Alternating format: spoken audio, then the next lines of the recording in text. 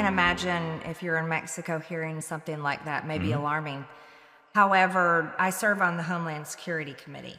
And very important committee, and I've seen the data, I've heard the stories, I've seen the victims and talked to them, spoken with Border Patrol and ICE, and I can tell you the devastation that's happened to our country and our people based on the cartels and their massive multi-billion-dollar industry of drug trafficking and human trafficking. It is responsible for murdering Americans. Right. And at one time, just a few years ago, we had an average of 300 Americans being murdered every single day from fentanyl. And this is fentanyl that comes from China to Mexico, where the cartels create it into pressed pills, forms of drugs, then they smuggle it. They were smuggling it across our border. They would still do it if they could. Across our border and then distributing it throughout the United States. 300 people a day is the same as an airplane crashing to the ground every single day. Imagine. But in a year, the amount of people who die with an atomic bomb. Yes, devastating. And we know, just about every single American, you could walk out all around here, probably knows a person or knows of a person that was poisoned with fentanyl. And we take that you want to know something?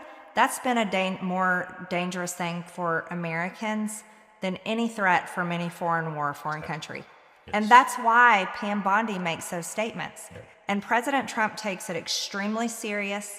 So does our Secretary of Homeland, Kristi Noem. So does our great Tom Homan. He's wonderful. Yes. We feel border security is a top issue, and it was a top issue in the election. Also think about this, if you're at home in Mexico and every single day on the news, you're watching thousands of people, and I'm sure you see it in Mexico, coming through your country, but they're not staying in Mexico, they're going to the U.S. Yes. But imagine they were wanting to stay in Mexico. That it's like, who are these people? Where are they from? Why do they want to be here? And what are the consequences of that? That's a natural reaction for anyone. And this is what won the election, one of the big issues that won for President Trump. And as a consequence of that, we've had 0 illegal crossings since the month of May now at our southern border. And we're very proud of that. And Americans are very thankful because I can give you an example. Jose and Isabel Lerma, they're actually from Dalton. They are legal citizens of the United States, immigrated here from Mexico.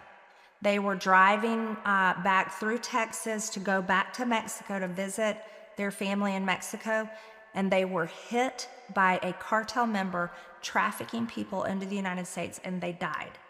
And so these are the consequences that we live with daily, based on what we consider to be terrorism and in a powerful criminal international ring, which is the cartels. So do you favor, Madam Congresswoman, the proposal of several of the Trump inner circle members that the U.S. should do a more direct approach into Mexico to end with the cartels and the insecurity that is now having these consequences with fentanyl and with security in the United States? Well, certainly the president of Mexico herself would be so responsive and respectful to President Trump and the American people that she herself would take care of that problem. After all, she is the president of Mexico, and she should be able to stop the cartels and their crimes against Americans and drug trafficking and human trafficking.